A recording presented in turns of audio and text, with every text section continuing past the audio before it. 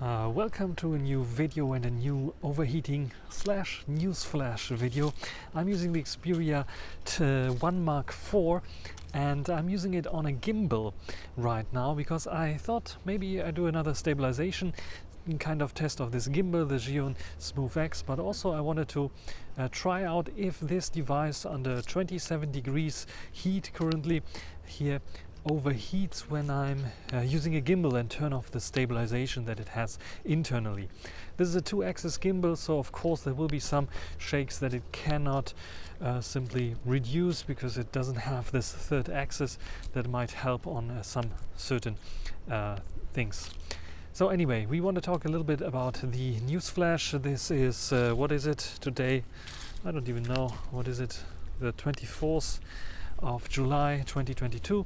And we want to talk about some news. So first of all, new smartphone release came out this week, the Google Pixel 6a. So how is the Google Pixel 6a doing so far? Yeah, it's looking like a solid update from the 5a and the 4a in particular. But yeah, is it really big and revolutionary as everyone says? No, it's an evolution. It's basically the same main sensor that they had in the 5a and the 4a, coupled with a new ultra-wide-angle sensor in a housing that resembles the Google Pixel 6. I think this is a good summary of how this will look like on the new phone. And yeah, this new phone has the same sensor as the predecessor, but also the same powerful processor, the Tensor processor that we saw in the Google Pixel 6 and 6 Pro. The thing is that this one probably is slightly underclocked because the first speed runs that you can see, or benchmarks that you can see, show that it's a little bit weaker than the one on the 6 and 6 Pro, and this could be because it's a bit underclocked here and there, so they can get the differentiation in price here as well. Otherwise everyone would just grab the 6a instead of the 6. But the 6 has of course the better main sensor still, and I think also the ultra wide angle might be better on the Pixel 6, and the performance with the 90Hz display also definitely better here than on the 6a, because the 6a only has a 60Hz display. This is now nothing completely unusual, but it stands out because the Sony Xperia 10 Mark IV, for example, also has a 60Hz display in this price category under 500 euros. But usually for 500 euros, even for 200 euros and more, you get already at least 90Hz displays. And even the Google Pixel 6 has a 90Hz display. So what would I expect for the 6a? I wouldn't say, yeah, get me a 90Hz, 120Hz display, but a 90Hz display would be fine for this one. But I'm not so sure about the Google Pixel 6a in terms of longevity and performance, because I think this might be for 450 euros. If you get a good deal, you can get a Google Pixel 6, which is better in every way or form. It's a bit larger, definitely, but the Google Pixel 6a is not a small phone by any means. If you compare it to the 5a or the 4a, that are the direct predecessors, depending on the region, of course, there's not much of why you should upgrade to the Google Pixel 6a. Granted, you get the better design, you get the ultra wide angle, but if you have the Google Pixel 6 against the Pixel 6a, I would just get the Pixel 6 for this price, because they're so close together now in terms of pricing that the only thing that could rescue the 6a would be getting the 6a a little bit cheaper, like 100 euros cheaper, like instead of 449, 349. Then I would say, yeah, not bad of a phone. Get it, grab it. Otherwise, 60Hz display brightness probably not so good. Camera, okay, it's a typical Google camera, so what can you expect? Lots and lots of artificial intelligence helping up with the photos. Videos probably a bit weaker, especially if you zoom in, or want to zoom shots in, then it will be weaker. As for the zoom in shots for photos, I hope that they restored this, because it's the same sensor as on the 4 and 5a, the super zoom feature that they used, which created some good results even for zoomed in shots on the smaller sensor. But yeah, we have to see and wait for the first camera reviews and reviewers to check this out as well. Otherwise, yeah, the device I think is fine, but the price is a bit too high. It's the same thing that happened with the Xperia 10 Mark IV that I already tested.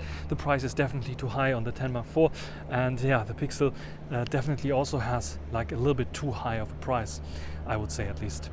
What do you think about this? Write it down in the comment section. Are you interested in the Google Pixel 6a? I think here in Europe specifically, we have so much alternatives from Chinese manufacturers here that they just deliver a little bit more here, that it doesn't really make sense to grab a Google Pixel 6a.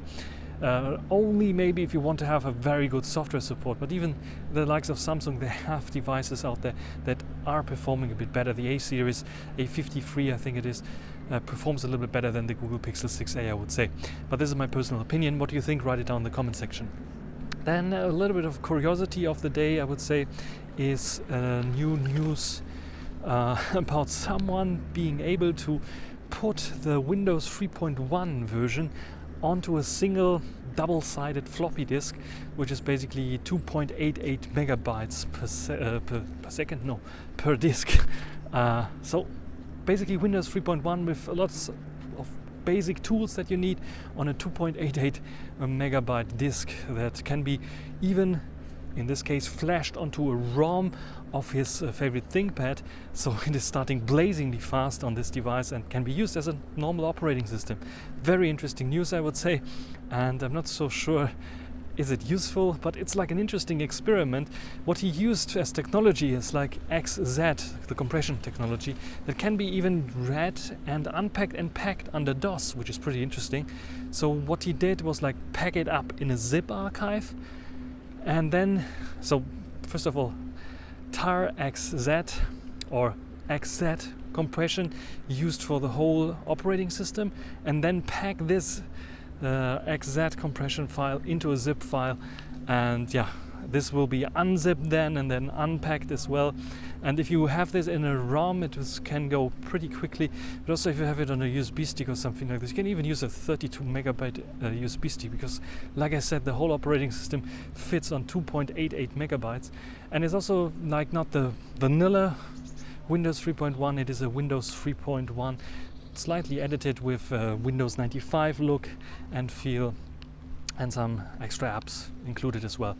So pretty interesting, I would say, as a technology demo, and it shows how good compression technologies have gotten nowadays. So this is like very impressive, I would say, especially for showing compression technologies and how old technology can still be made, run, and yeah, the availability is there. You can even run it in a VM if you want to, and yeah, the download is there as well. I'm not sure about how legal this all is, because I think Windows 3.1 still has some licensing stuff going on.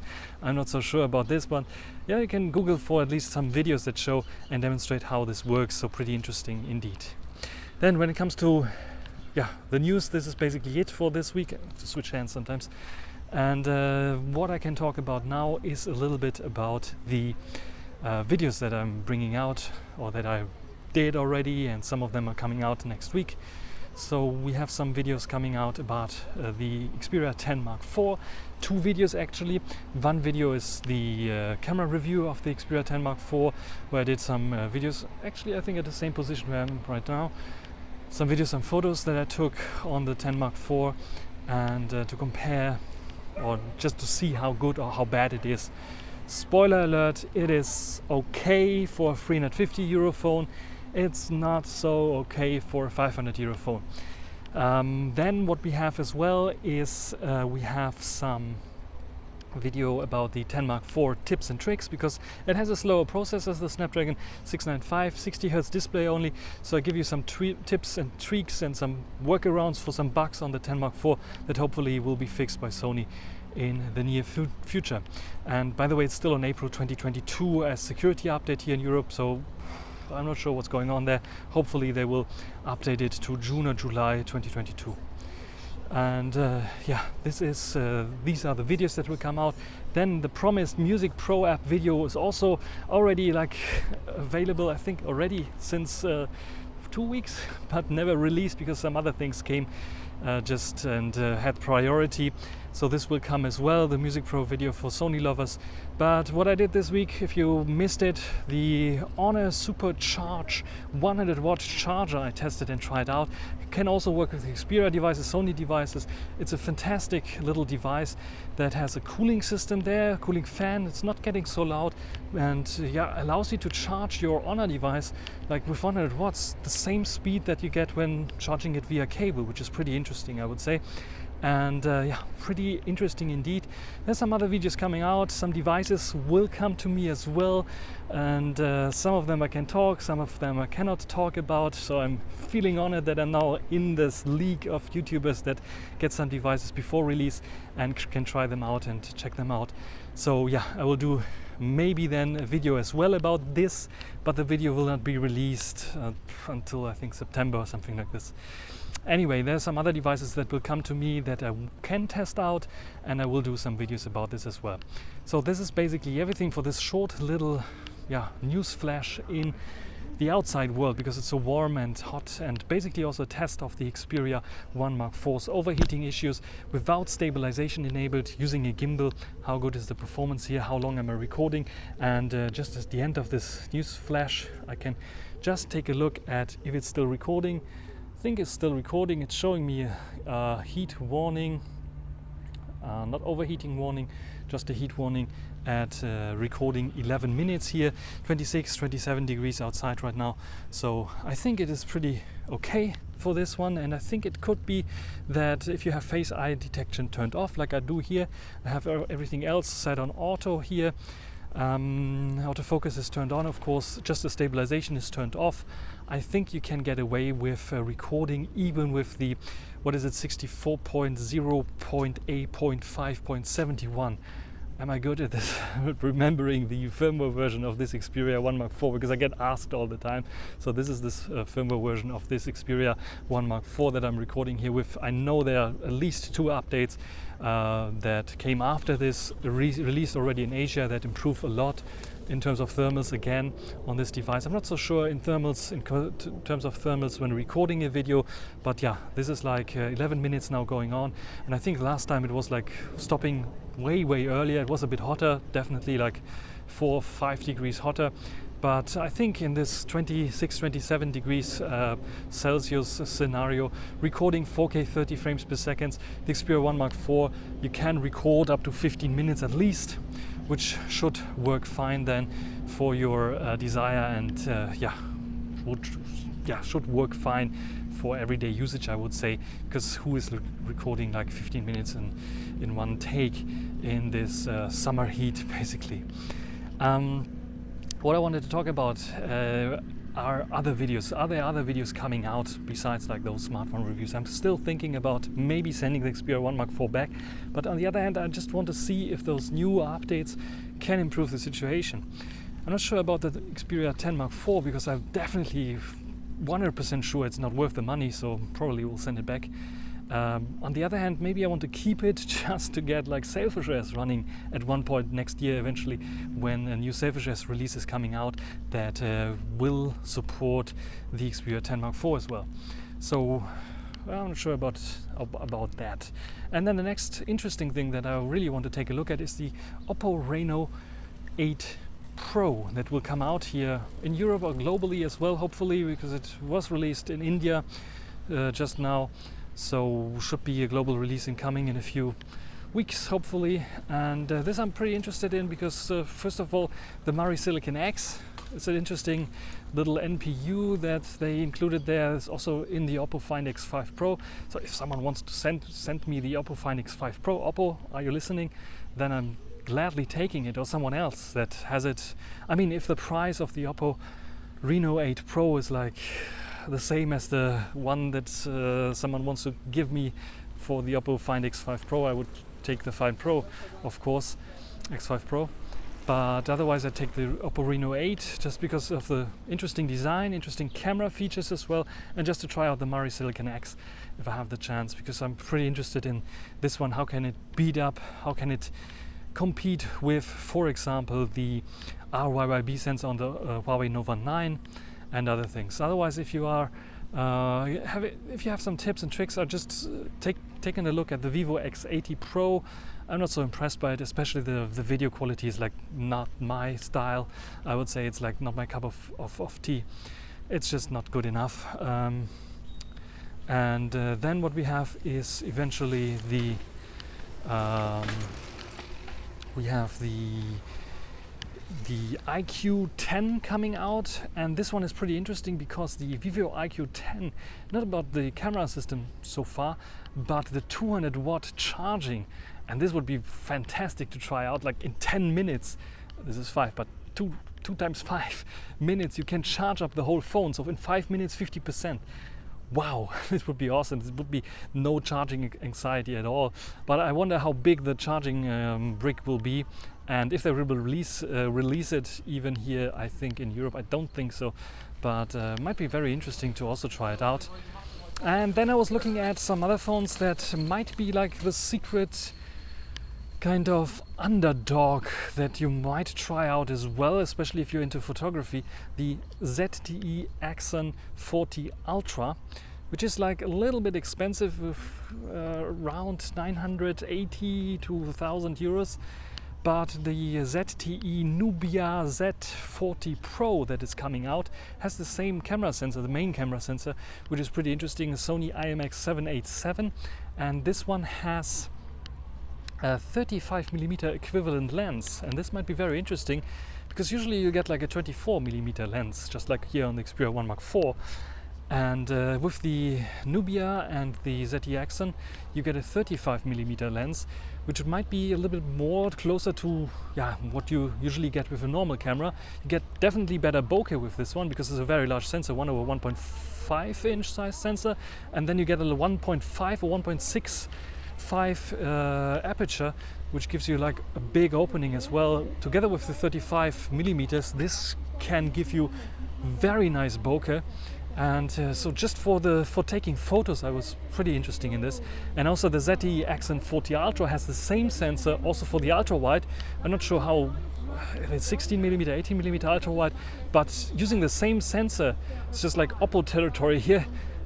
But it's better sensor, I would say. The IMX787 at least is a newer sensor and a little bit larger than the one that Oppo is, I think, using. Might be very, very interesting, I would say, to try out at least. And the price I think is also reasonable because it looks more like a together also with the periscope lens, the ZTE Axon 40 Ultra looks more like a phone that comes from South Korea by a manufacturer there. And but the price is a lot lower.